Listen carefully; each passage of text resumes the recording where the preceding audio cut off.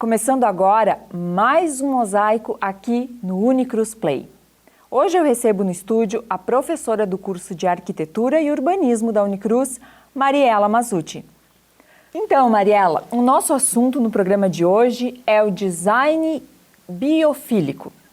Eu tenho certeza que muitas pessoas já viram um ambiente com este design e até acharam bem interessante, bonito. Vamos então explicar para o pessoal o que é? Design biofílico e a biofilia seria esse apreço à vida, um amor à vida. Esse termo ele surge ali nos anos 80, final dos anos 70, na verdade. E ele é muito importante assim, para nós, por quê? Porque ele fala muito sobre a nossa maneira de conviver nos espaços. Por milhares de anos a gente evolui, né, em meio à natureza, então isso está impresso na nossa genética, no nosso inconsciente coletivo, então é por isso que a gente se sente tão bem em meio ao meio natural, a natureza, praças, parques, então por isso que é tão importante o design biofílico hoje em dia. E também a gente passa, né, mais de 90% do nosso dia, das nossas horas dentro de espaços fechados, e não é à toa que as pessoas estão aí com falta, né, com carência de vitamina D. Não estamos tomando sol e é importante esse resgate ao ambiente natural. Para fazer um espaço assim, é muito caro? Precisa de um profissional ou as pessoas podem se arriscar e tentar fazer sozinhos? Olha, Jaci, eu acredito assim, que o acompanhamento profissional ele é sempre indicado, né? Então, quando tu tem um profissional te acompanhando, tu encurta caminhos, né? Tu vai no certeiro, tu também economiza bastante, né?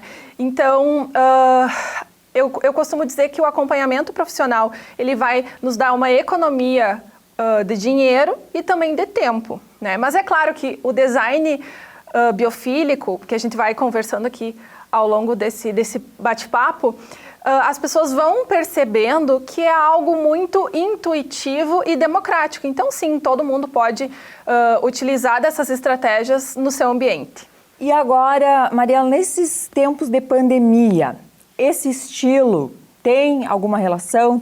Teve algum reflexo? Durante a pandemia, a gente foi convidado ao recolhimento, né? A estar mais dentro dos espaços construídos. E muitos de nós ficaram trabalhando em home office, e aí eu acho que surgiu sim um apreço, né, a essa qualificação dos ambientes internos, dos nossos espaços construídos. Quem não comprou uma plantinha nova para sua casa durante a pandemia, não é mesmo?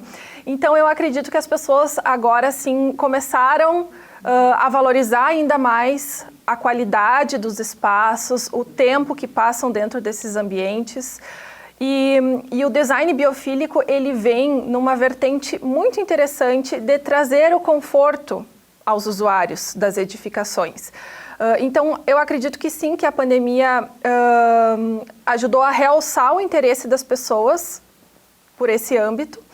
E sem falar das estratégias biofílicas que também contribuem com a salubridade dos nossos espaços. Por exemplo, assim, uma das estratégias recomendadas até pelos protocolos de saúde seria a ventilação natural dos espaços, né? Então, prever uma boa ventilação cruzada, ambientes também com uma umidade no ar, e essa ventilação natural dificulta a proliferação de vírus e bactérias pelo ar, né? Então, isso é muito interessante. A gente pode, por exemplo, aumentar a umidade do ar através da evapotranspiração das plantas. Então, quando a gente coloca mais plantinhas no ambiente, o ar fica mais úmido e isso também dificulta essa proliferação de vírus e bactérias. A gente poderia dizer que isso é uma tendência ou que vai ser uma tendência? Eu acho que sim. Eu acho que essas estratégias elas vieram para ficar, né? Eu acho que a gente não pode mais se desprender de certos aspectos que a pandemia nos trouxe, inclusive com os acadêmicos, né, em sala de aula mesmo. Agora a gente pensa melhor no distanciamento das pessoas nos espaços, na ventilação cruzada desses ambientes. Então, com certeza, eu acho que não é só mais uma tendência, mas é um pilar forte que a construção civil precisa voltar os olhos, porque eu acho que isso veio para ficar sim. E que dicas a gente podia dar para as pessoas para trazer a biofilia para os seus espaços? Tem duas grandes vertentes assim do design biofílico. Um é para os mais de raiz, assim, que são os elementos naturais, a busca por elementos vivos dentro dos nossos espaços. Por exemplo, a utilização de plantas, né, plantas vivas, flores. Também para quem busca pouca manutenção, né, para quem não tem muito tempo de fazer essa manutenção que as plantas exigem, está indicada a utilização de plantas desidratadas, cascatas, né, aquele barulhinho de água, assim, de natureza é muito importante para nós. A própria presença do fogo através de velas, né, ou das lareirinhas ecológicas, agora que estamos no inverno nesse momento, né. Também a utilização de materiais naturais no piso, como mármores, pedras, granitos, muitas madeiras, cortiças, tecidos naturais também são bastante utilizados, como peles, lãs, o linho, os couros, a palha. Então, a gente consegue, e tu percebe, né, que tudo isso que eu estou falando são pequenas mudanças no ambiente. Às vezes uma cadeira de palha, né, com estrutura de madeira. Então, são elementos que vão trazendo esse aconchego para dentro dos nossos espaços e esses elementos naturais, eles vão nos remetendo à natureza intrinsecamente, assim, às vezes até mesmo sem perceber. E também existe uma segunda vertente, né, que é uma vertente bastante utilizada como um recurso secundário, que seria a utilização, por exemplo, de elementos sintéticos, né, como um tecido que faz alusão a uma pele natural, um porcelanato que mimetiza uma madeira, por exemplo, e as próprias cores dos ambientes. Então, o design biofílico trata, né, de trazer muitos tons de verde, musgos, né, e também os tons terrosos para dentro do nosso ambiente. Então, existem essas duas vertentes. A mais pura, que eu costumo dizer que é a raiz, que é fazer a utilização desses elementos, né, o bambu também, agora me lembrei, e também essa outra vertente de buscar remeter nos elementos que eu tenho dentro do espaço a elementos naturais. E no curso de Arquitetura e Urbanismo, em qual momento ou em quais disciplinas que se estuda esses temas, que os alunos têm contato com esse tema? É uma pergunta difícil, porque eu acho que em todo o curso, em todas as disciplinas, né? Então, nas disciplinas de projeto, se busca essa integração, se busca essa questão da iluminação, da ventilação. Também na disciplina de arquitetura de interiores, né? Já que o design biofílico ele invadiu os interiores nos últimos 4 anos, muitos de nós não conhecemos esse termo, mas a gente reconhece esses elementos que eu comentei com você, né, nos espaços, né, nas revistas, nos perfis de redes sociais de arquitetura. Então, outras cadeiras, né, que vislumbram o ensino do design biofílico, talvez também sem utilizar a palavra, seriam as disciplinas de conforto térmico, conforto lumínico, paisagismo, que são as disciplinas que eu ministro, Jaciara. Então, eu acho que por isso, esse meu amor por essa área, pelo design biofílico, porque é uma área do conhecimento, é uma estratégia que reúne esses conhecimentos que eu gosto tanto, sabe? Então, eu tenho me identificado muito e eu tenho certeza que todos nós nos sentimos muito melhor, muito mais agradáveis dentro de um ambiente com estratégias de design biofílico.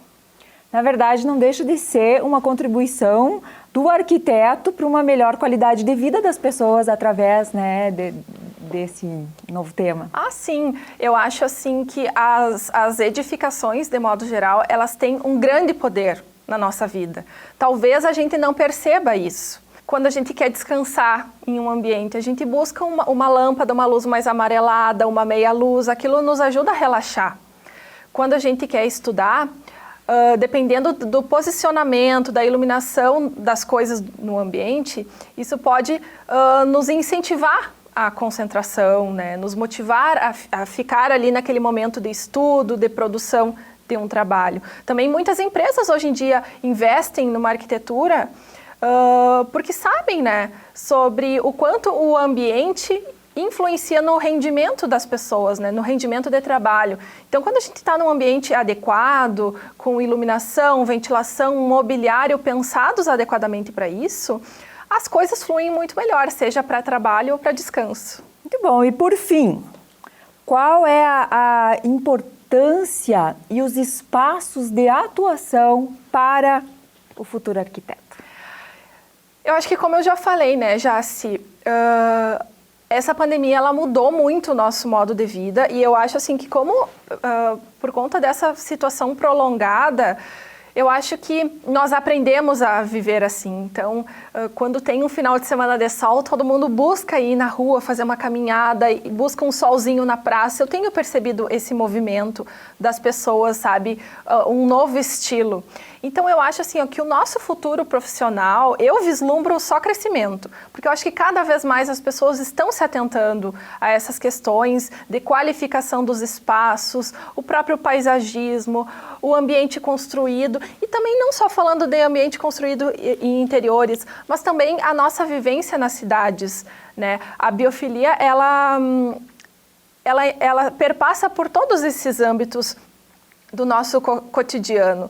Então, nós, enquanto cidadãos, enquanto usuários, né, de ciclovias, praças, ambientes públicos, eu acho que isso veio para ficar, assim, e é muito lindo ver isso. Eu acho que eu vislumbro um futuro excelente, assim, eu vislumbro só crescimento para esses profissionais da área da construção civil. Tá certo, professora Mariela. Muito obrigada pela sua participação aqui no programa Mosaico.